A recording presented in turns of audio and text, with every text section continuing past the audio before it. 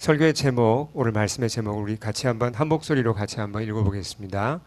생명은 하나님과의 소통에 달려 있다.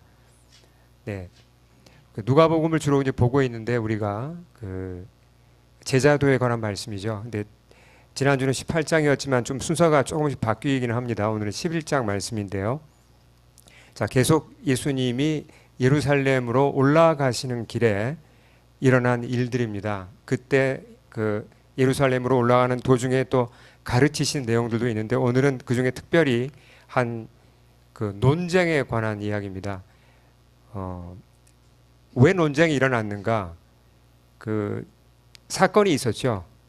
방금 우리가 읽은 말씀에 나오듯이 예수님께서 한 귀신 들린 사람을 고쳐주셨습니다.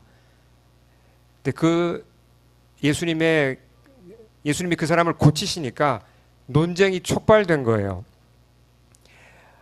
누가복음에는 그 논쟁을 한 사람들이 누군지 안 나와 있지만 동일한 사건을 기록한 마태복음을 보면 그 사람들은 바리새인들이었습니다. 예. 우리가 지난주에 배운 그 바리새인들은 이스라엘에서 존경받는 사람들이었습니다. 그렇지만 이제 이 사람들이 예수님을 경계하고 또 아주 심하게 비판했죠. 오늘 말씀을 봐도, 오늘 이 사건을 보아도 이 바리새인들이 예수님을 정말 거칠게 비난하고 또 사역을 방해하려고 하고 너무나 심하게 예수님께 정말 예수님의 길을 막아서는 그런 것을 볼 수 있습니다. 예수님이 이 바리새인들을 어떻게 다루시는지 한번 살펴보겠습니다. 자, 어떤 사건이 있었는지 먼저 보면 14절 우리 같이 한번 읽어보겠습니다. 같이 크게 읽겠습니다. 예수께서 한 말 못하는 귀신을 내어 쫓으시니 귀신이 나가매 말 못하는 사람이 말하는지라 무리들이 놀랍게 여겼으나 저자 누가는 이 귀신을 내어 쫓은 사건 자체는 딱 한 절로 기록을 합니다. 짧게. 그리고 나머지 논쟁에 대해서는 이제 아주 길게 9절, 10절 정도 이렇게 기록을 하고 있죠. 자, 어떤 사람이 등장합니까? 보면 말 못하는 사람이라는 표현을 썼습니다. 말 못하는 사람. 영어로 어떤 뮤트라고 그러면 굉장히 이게 무례한 표현이죠. 오늘날은. 예, 이건 이제 써서는 안 되는 표현이고, 이제 요즘 쓰는 말은 이제 여기 밑에 초록색 글씨로 나와 있지만, 이제 언어 장애인이란 표현이 이제 더 적합하죠. 그러니까 언어 장애인을 주님이 이제 고치셨는데요. 말을 하지 못했다고 그랬습니다. 이제 우리가 이민 와서 살다 보면 이제 뭐 한국말은 잘하지만 영어나 불어를 못해가지고 이렇게 벙어리 비슷하게 돼서 고생한 경험들이 있으셨을 테니까 아마 조금은 이해가 되실 겁니다. 말을 자유롭게 못한다는 게 얼마나 힘든 건지, 말을 자유롭게 해도 살기 힘든 세상에서, 경쟁이 치열한 이 세상에서 말을 아예 못하면 얼마나 힘들겠습니까? 이 사람을 좀 우리가 이해하는 이 사람의 입장에서 좀 이해를 할 필요가 있어요. 이제 제가 몇 번 간증해서 아시겠지만 저는 제가 청소년기에 말 더듬증을 앓았습니다. 이게 유창성 장애라고 표현하죠. 그러니까 여러분 잘 안 믿어지시죠? 예, 제가 이제 그런 장애를 앓았는데 몇 년을 앓았기 때문에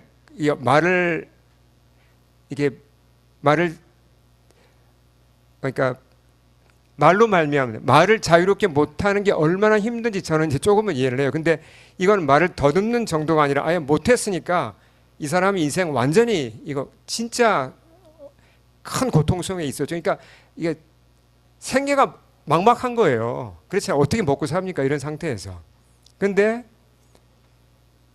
자, 이 사람이 말 못하게 된 원인이 뭔가?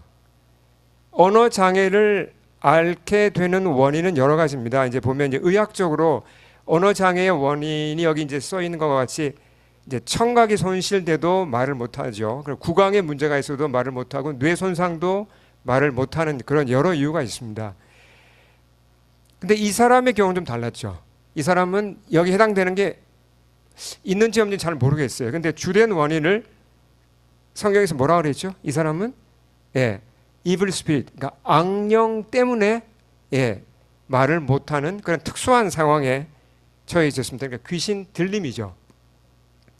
근데 예수님이 어떻게 하셨습니까? 그 귀신을 단번에 내어 쫓으시니까 그 사람이 즉시 말을 하게 된 거예요. 만약에 여러분이 그 사람 입장이라면 어땠을까? 그때 그 감격이. 예, 평생 말을 못했는데 갑자기 내가 말을 하게 되고 말이 유창하게 나오고 예수님의 도우심으로 그런 일을 겪었을 때 그 감격과 기쁨이 얼마나 컸을까요? 예. 자, 예수님이 이렇게 병자를 고쳐주실 때 또는 귀신 들린 사람을 이렇게 풀어주실 때는 목적이 항상 두 가지가 있습니다. 뭘까요? 어떤 목적일까요? 첫째는 그 사람 자체를 위함이죠. 오늘 이 사람 언어 장애인 같은 경우도 목적이 두 가지인데 첫째는 그 사람 자체를 주님이 불쌍히 여기셔서 그 사람의 병을 고쳐준 게 첫째 목적이죠. 근데 그게 다가 아니라는 겁니다. 어떤 목적이 또 있죠? 예, 항상 병 고침과 이런 기적에는 예수님이 누구신지를 드러내는 게 있습니다.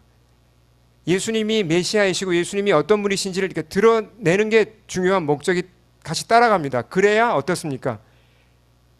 그 병 나은 사람도 병만 나음 받는 게 아니라 예수님 믿게 되고 그 영혼이 구원을 받는 거죠. 그렇잖아요. 그리고 그 옆에 있던 사람들도 그 사건을 보면서 자기가 병에 나은 건 병 고침을 체험한 건 아니지만 그 사건을 보면서 예수님을 발견하게 되고 믿게 되고 구원을 받게 되는 것입니다.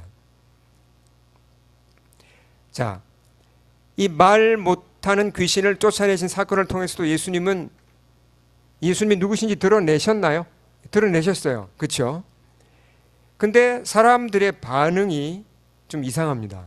자, 반응이 15절 같이 한번 읽겠습니다. 15절. 그 중에 더러는 말하기를 그가 귀신의 왕 바알세불을 힘입어 귀신을 쫓아낸다 하고,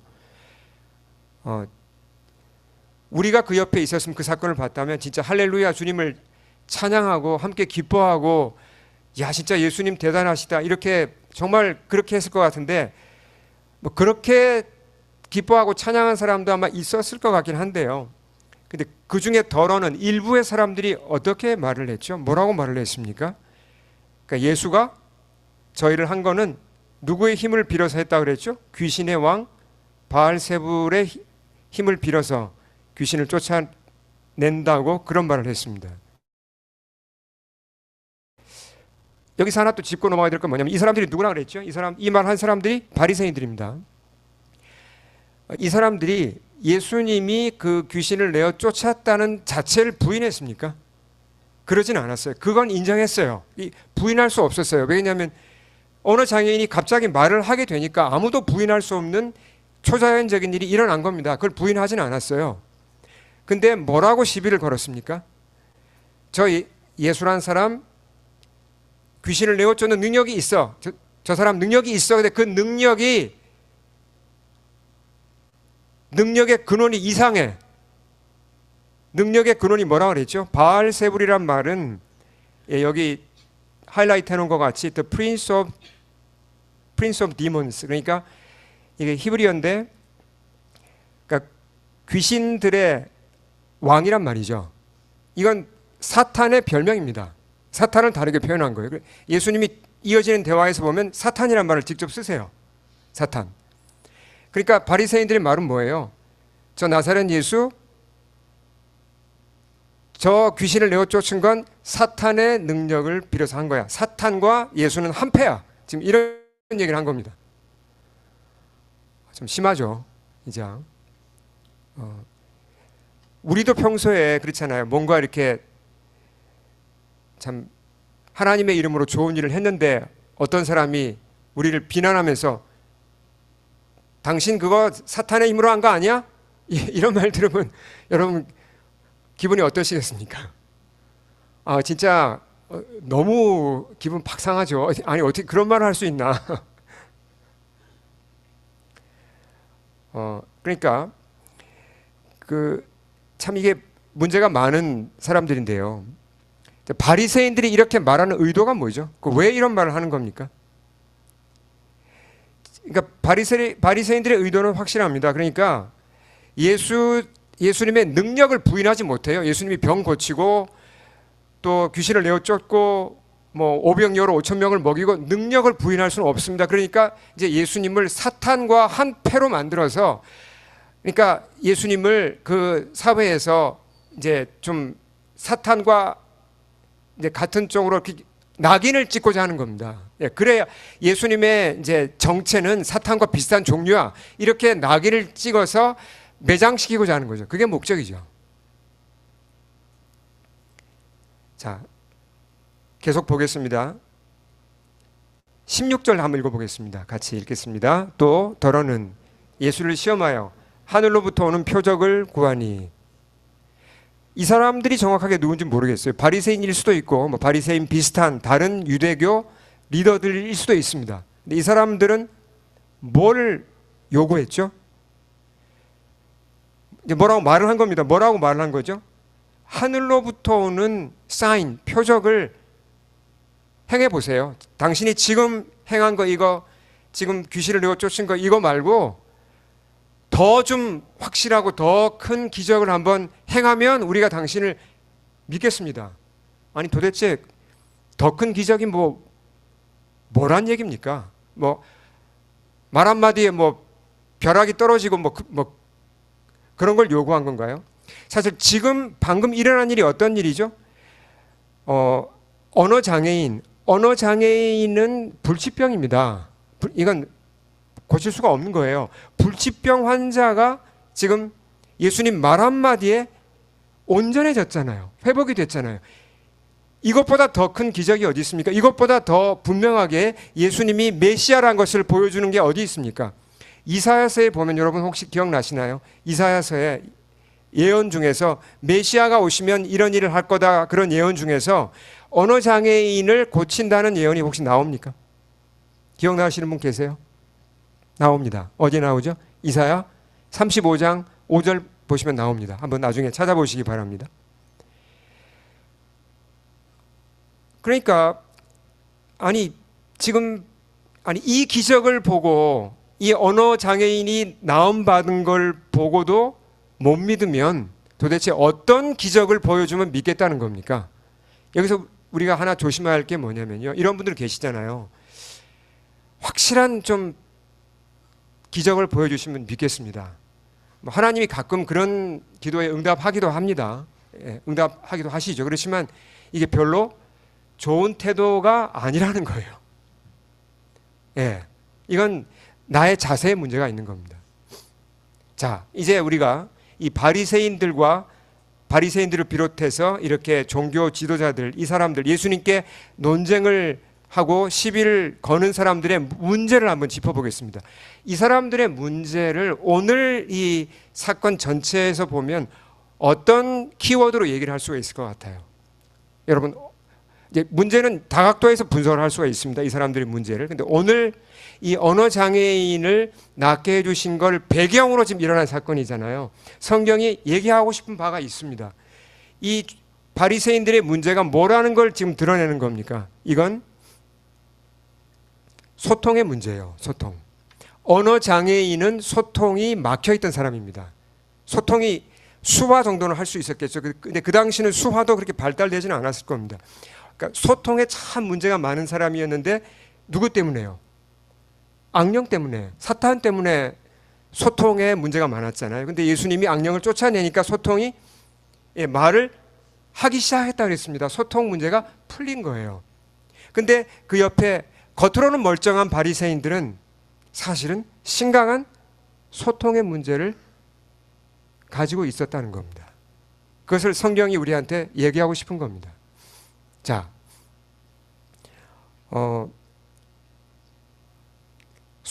이 바리새인들의 소통의 문제를 좀 생각해 보겠습니다. 귀신 들렸나요, 혹시? 바리새인들이? 아니죠. 귀신 들림은 아닙니다. 귀신 들림하고 demon possessed, 귀신 들림하고 그런 악령에게 영향을 받는 거는 같습니까, 다릅니까? 달라요. 사탄의 졸개들이 이제 귀신이잖아요. 그러니까 사탄의 영향은 누구나 받을 수 있습니다. 적게 받느냐 많이 받느냐의 차이죠.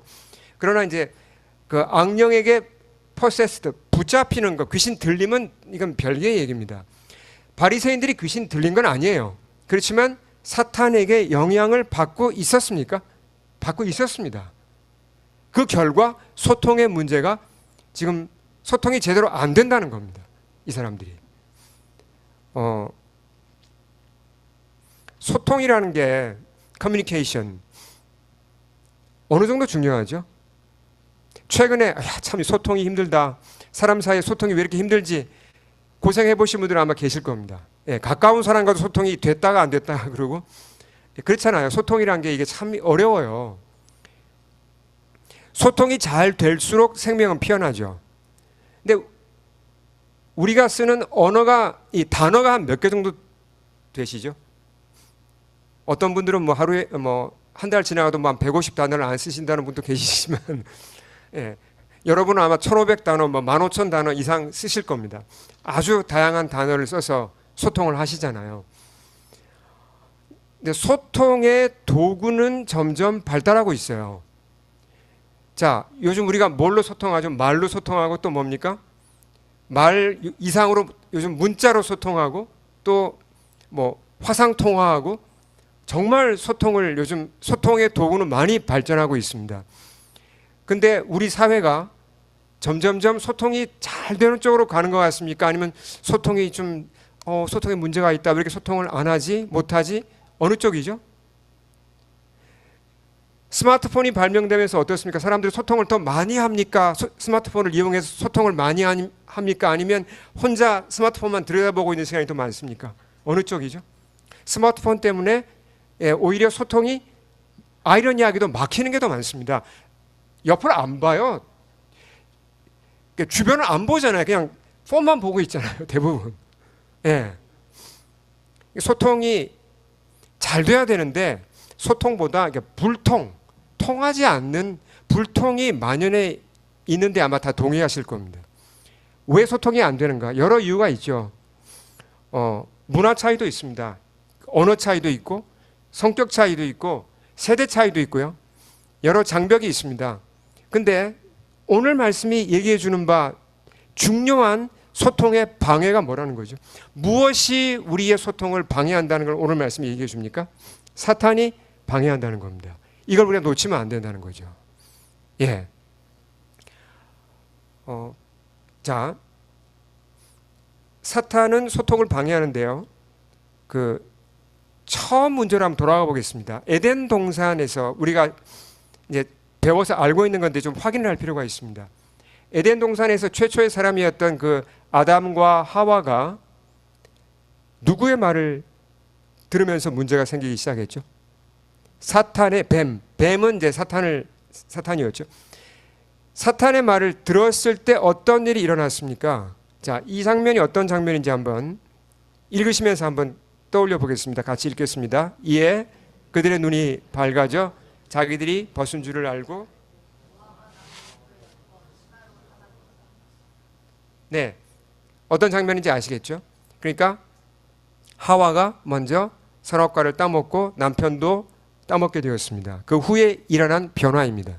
따먹자마자 일어난 변화를 창세기가 이렇게 기록했습니다. 그러니까 왜 따먹었죠? 따먹는다는 건 그냥 단순히 열매만 따먹은 게 아니라 하나님의 사랑을 의심했나요? 예, 의심했습니다. 그리고 하나님을 배신한 거 맞습니까? 배신한 겁니다. 하나님 없이 이제 내 힘으로 살아보겠다고 그 길을 택한 거 맞습니까? 맞습니다. 그렇게 하니까 자 보세요. 지금 아담과 하와 사이에 지금 무슨 일이 일어난 걸 이 말씀이 지금 묘사한 거죠? 소통에 문제가 생겼나요? 소통에 문제가 생겼어요. 자, 눈이 밝아졌는데 잘못 밝아졌어요. 불필요한 게 밝아져 가지고 부끄러움을 느끼면서 서로 자기 자신을 서로를 향하여 가리게 되었습니다. 숨기게 되었습니다. 그러니까 소통이 잘 되다가 이제 소통이 막히게 된 거예요. 얘기 안 하는 부분이 생기게 되고 감추는 부분이 생기게 된 겁니다. 자, 어떤 영적인 공식이 여기서 나옵니까? 아담과 하와가 서로 싸웠단 말이 창세기에 안 나와요. 근데 이 두 사람이 하나님과 소통이 막히니까, 하나님과 관계가 깨지니까 두 사람 사이도 서로 소통이 막힌 겁니다. 이건 영적인 공식입니다. 그러니까 사람이 하나님과 소통이 제대로 안 되면 반드시 어떤 결과가 일어나죠? 내 옆 사람하고 소통에 문제가 생기기 시작합니다. 네.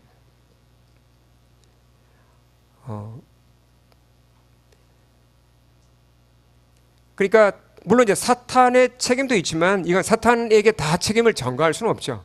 아담과 하와가 택한 길이고 결국 그들이 범죄했고 그 범죄의 결과로 하나님과의 소통이 막히면서 둘 사이의 소통도 막히면서 여러 문제가 지금 이제 일어나는 것입니다.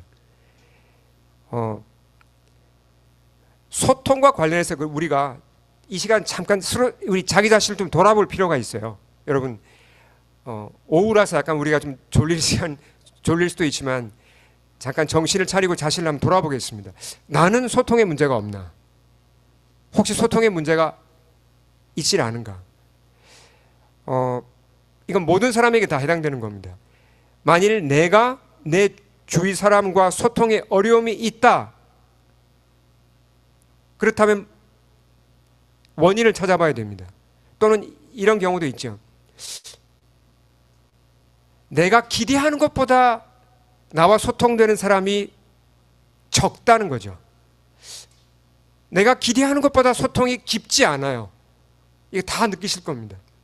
어디부터 이거 원인을 찾아야 되죠? 무슨 문제부터 찾아봐야 됩니까? 환경을 바꿔야 되나요? 그냥 옆에 있는 사람들 다 바꿔버릴까요? 그건 안 되잖아요. 못하는 거잖아요. 나부터 점검해 봐야죠. 예. 모든 사람에게 다 해당되는 겁니다. 그러니까 나의 어떤 태도를 점검해 봐야 되죠? 누구와의 소통을 먼저 체크해 봐야 되죠? 예, 나와 하나님과의 소통을 체크해 봐야 됩니다. 네. 자, 다시 바리새인들로 한번 본문으로 한번 돌아와서 본문을 다시 보겠습니다. 바리새인들이 지금 예수님에게 어떤 공격을 하고 있죠? 당신 사탄과 한편이야. 이런 식으로 예수님을 지금 매도하고 있잖아요. 지난 시간과 좀 비슷한 맥락이지만 여러분이시라면, 여러분이 예수님의 입장이라면 이 정도의 인신 공격을 당하면 어떤 반응이 나가겠습니까? 사람이 어떤 나를 험담을 하고 비난을 하고 공격을 해도 이게 한도가 있는 겁니다. 근데 만약에 진짜 어느 누군가가 이지연 목사가 사탄이다 뭐 이런 말을 저한테 했다면 진짜 참 저는 그 사람 사랑하기 힘들 것 같아요. 예, 마음이 팍 상하고 주저앉을 것 같습니다. 어떻게 감당을 하니까 그런 말을. 예수님도 참 힘드셨을 텐데 예수님이 위대하시다는 게 여기서도 잘 드러납니다. 그렇게 심한 공격을 받았는데도 주님의 관심이 어디에 있냐면요, 주님을 변호하는데 별로 있지 않아요. 그 심한 말을 한 바리새인들을 어떻게 하면 도와주고 그 사람들 정신 차리게 하고 그 사람들을 구원할까에 관심이 있는 겁니다. 이런 부분을 보면 예수님은 정말 사람이 아니세요. 하나님의 아들이 너무나 분명합니다. 자, 차근차근 바리새인들을 도와주십니다. 그러면서 그들의 문제, 소통의 문제를 깨닫도록 지금 도와주시는 거예요.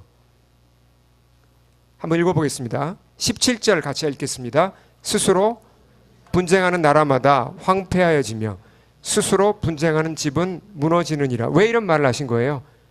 너희 말이 내가 사탄이라고? 그러면 사탄이 저 귀신 자기 졸개를 쫓아내니?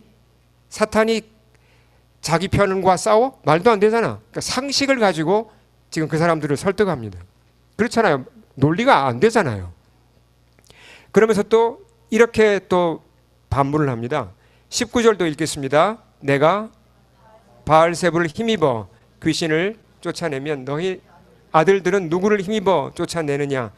그러므로 그들이 너희 재판관이 되리라. 자, 이 말씀은 이제 얼른 보면 무슨 말씀인지 좀 헷갈리는데 천천히 보면 쉽습니다. 자, 그러니까 너희 아들들이란 말이 무슨 말이에요? 너희 아들들이란 말은 그냥 유대인들 중에서 귀신을 내어 쫓는 사역을 하는 사람들을 얘기합니다. 유대인 중에서.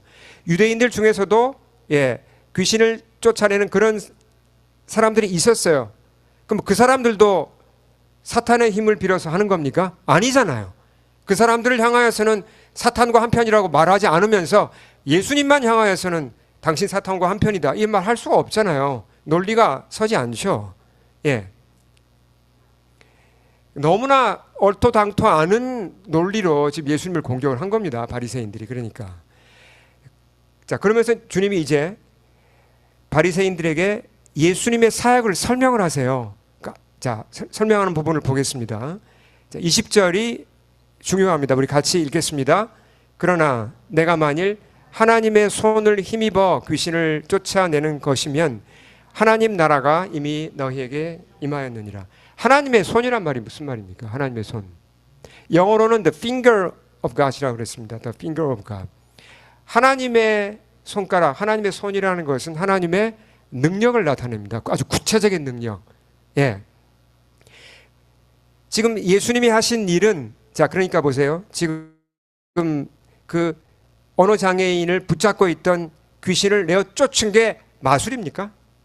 무슨 그런 뭐 무당이 한 일입니까? 전혀 차원이 다른 얘기예요. 하나님의 권능으로 했다는 얘기입니다. 그렇죠? 하나님의 권능이 아니면 할 수 없는 일을 하신 거예요. 그게 맞다면 지금 어떤 일이 이미 일어난 겁니까? 하나님의 나라가 이미 너에게 임했다는 겁니다.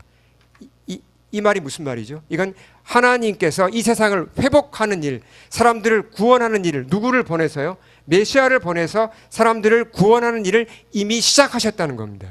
그 증거가 나타나는데 그 중에 하나가 지금 언어 장애인이 나음을 받은 거예요.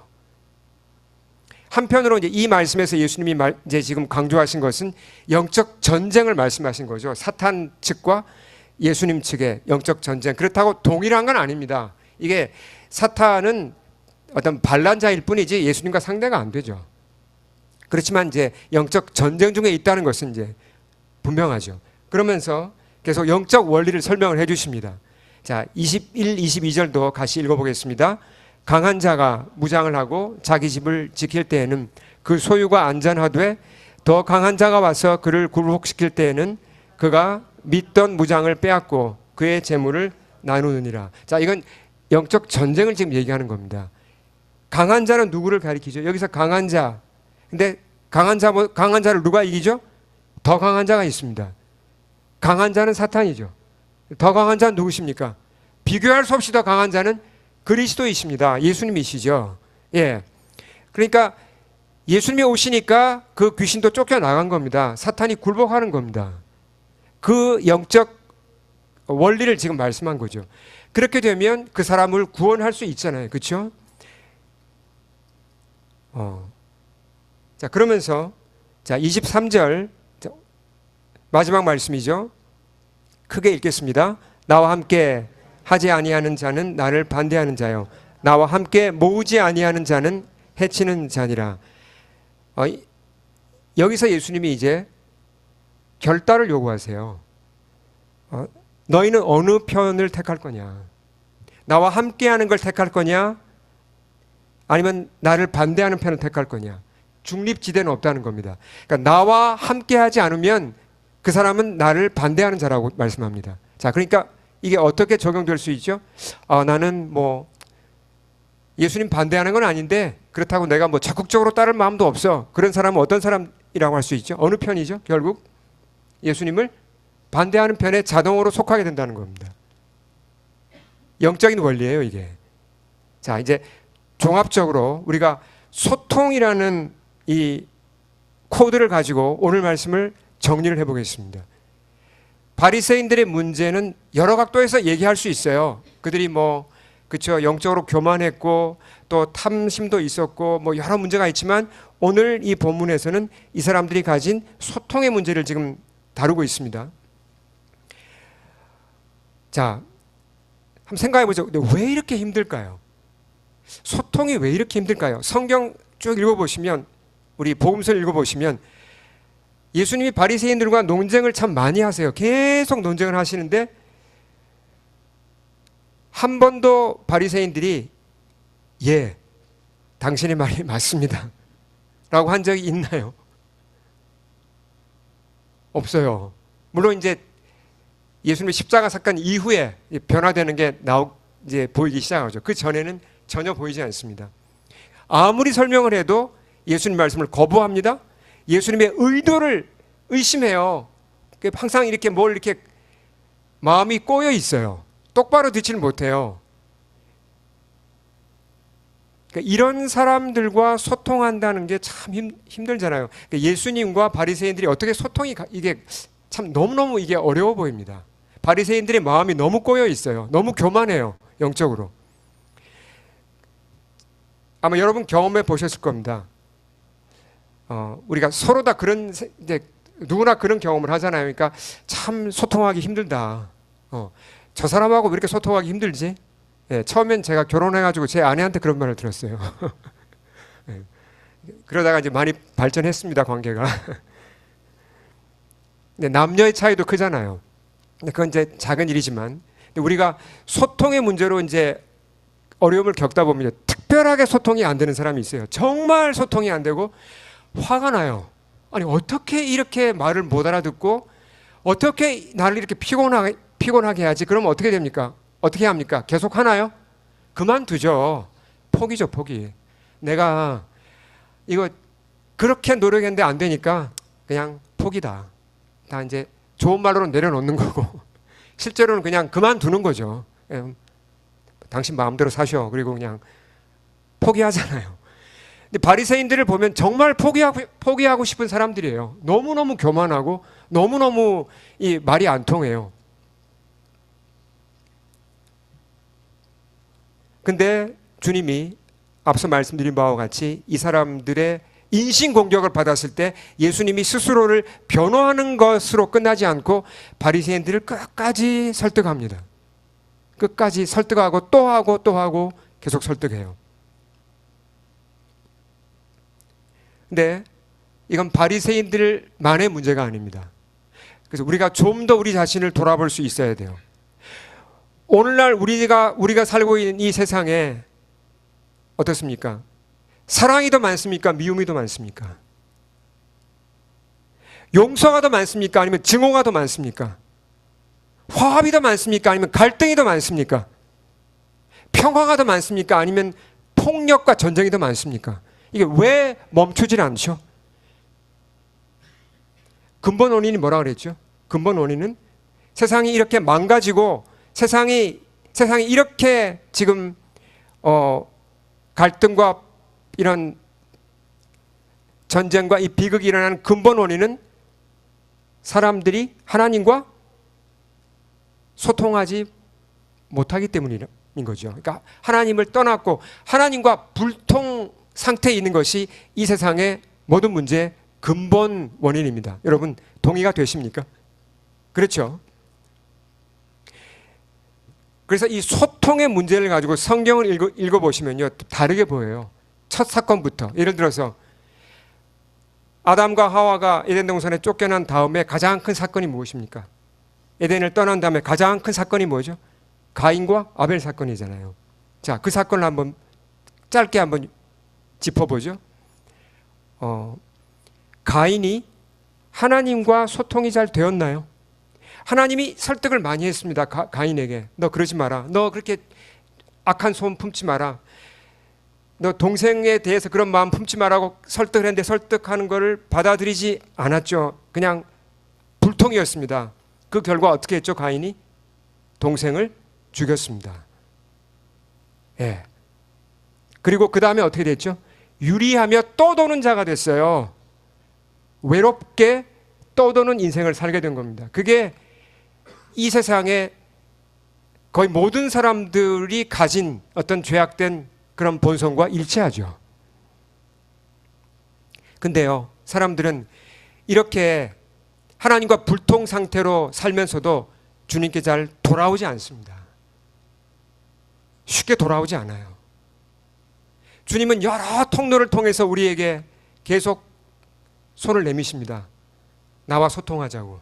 근데 좀처럼 마음을 잘 열질 않아요. 자, 그래서 신약 시대로 넘어오면 예수님이 오신 사건을 요한복음이 이렇게 얘기를 합니다. 요한복음 1장 1절 같이 읽겠습니다. 태초에 말씀이 계시니라. 이 말씀이 하나님과 함께 계셨으니 이 말씀은 곧 하나님이시니라. 말씀, 이제 헬라어로는 로고스죠. 로고스. 그리스도 예수님의 별명이, 다른 이름이 말씀이죠. 말씀. 왜 예수님의 다른 이름이 말씀일까? 왜 로고스일까? 주님이 그리스도가 사람들과 간절히 원하시는 게 뭐라는 걸 알 수 있습니까? 소통이라는 걸 알 수 있습니다. 소통. 말씀은 소통의 매개체잖아요. 하나님을 거부하는 사람들, 교만한 우리 인간들을 위해서 주님이 소통의 길을 마련하신 것이 이 요한복음 1장 1절이에요. 그러니까 하나님의 아들이 사람이 되신 거죠. 소통을 위해서 사람이 되신 겁니다. 하도 못 알아들으니까 소통하기 위해 사람이 되신 거고, 그리고 그분 이름도 말씀이라 그랬어요. 근데 이렇게 찾아오셔도 사람들이 반응이 어떠했다 그랬죠? 자, 계속 요한복음 1장 10절과 11절을 읽겠습니다. 그가 세상에 계셨으며 세상은 그로 말미암아 지은 바 되었으되 세상이 그를 알지 못하였고 자기 땅에 오매 자기 백성이 영접하지 아니하였으나. 계속 소통을 거부합니다. 이게 이스라엘의 모습이었고 과거 우리의 모습이에요. 지금도 혹시 이런 자세를 가지고 계신 분이 있을지도 모르겠습니다. 근데 예수님 포기하셨나요? 그래, 너희는 도저히 안 되겠다, 그냥 그만두자. 소통을 포기하지 않으셨습니다. 계속 손을 내미셨고, 그 소통을 위해서 예수님이 하신 클라이막스가 뭐죠? 그게 바로 십자가 사건이죠. 십자가에서 뭘 보여주신 겁니까? 예, 십자가는 두 가지를 보여준 거죠. 우리의 죄가 얼마나 심각한지를 보여주시면서 동시에 우리를 향한 주님의 사랑이 얼마나 큰지를 보여주신 겁니다. 그러면서 소통하자고 그 피 묻은 손으로 우리를 향하여 부르신 거예요. 소통을 원한다고. 너희는 나와 소통하지 않으면 다 멸망에서 벗어나지 못한다고. 예. 그래서 이 십자가의 사랑을 보면서 사람들의 마음이 이제 돌아오기 시작하는 겁니다. 우리가 지난주에 보았듯이 바리새인 중에서도 니고데모나 아리마대 요셉이 돌아오게 되었고 사도 바울도 돌이키게 되죠. 우리 모두도 마찬가지예요. 이 예수님의 끊임없이 다가오는 사랑, 그 십자가의 사랑 덕분에 우리가 마음을 열게 되었고 주님과 소통하기 시작한 겁니다.